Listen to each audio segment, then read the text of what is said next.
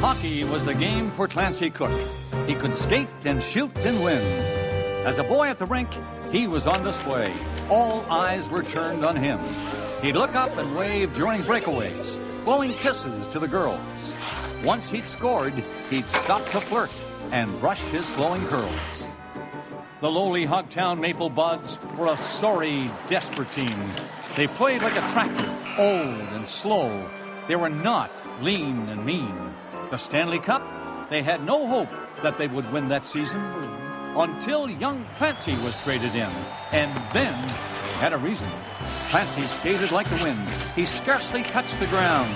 Each time he went to slap the puck, a cannon shot would sound. When Clancy scored the winning goal to secure their playoff spot, the fans rejoiced in Clancy's deed. They finally had their shot. The rink was packed for the final cup match. The teams took to the ice. As time ticked by, the Buds scored once. The visitors scored thrice.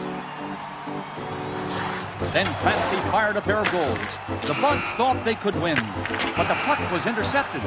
The opposition slipped one in. 3-4 with seconds left. The defense was changing lines. Mackenzie got a breakaway and raced down the empty ice. He then sped in alone on goal, but the defender raised his stick. Mackenzie fell, and the whistle blew to penalize the trip.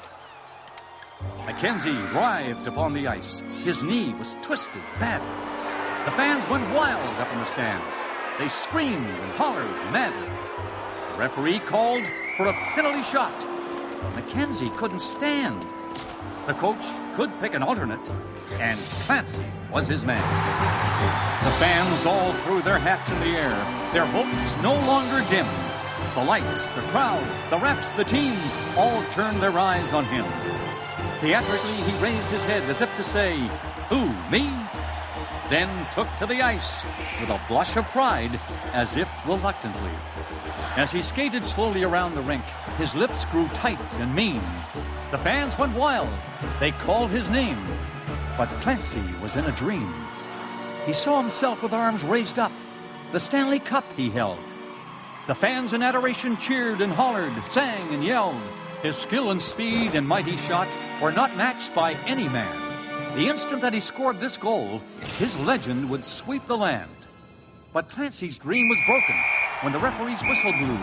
And as he glided toward the line, he knew just what to do. He bowed once more to all his fans. The goalie shook in dread.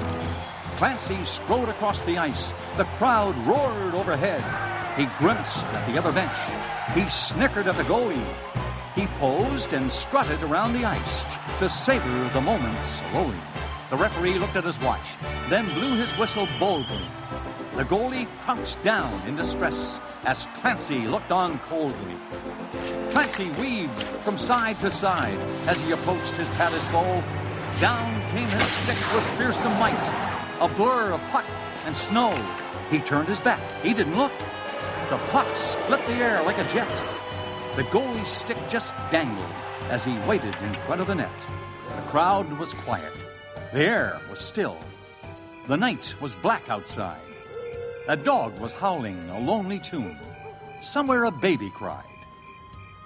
The puck deflected off the post like a comet to the sky. The Buds had lost the Stanley Cup, and the fans went home to cry. Old Clancy's not far from the rink these days. His hands still brush his curls. He proudly drives the Zamboni now and waves to all the girls.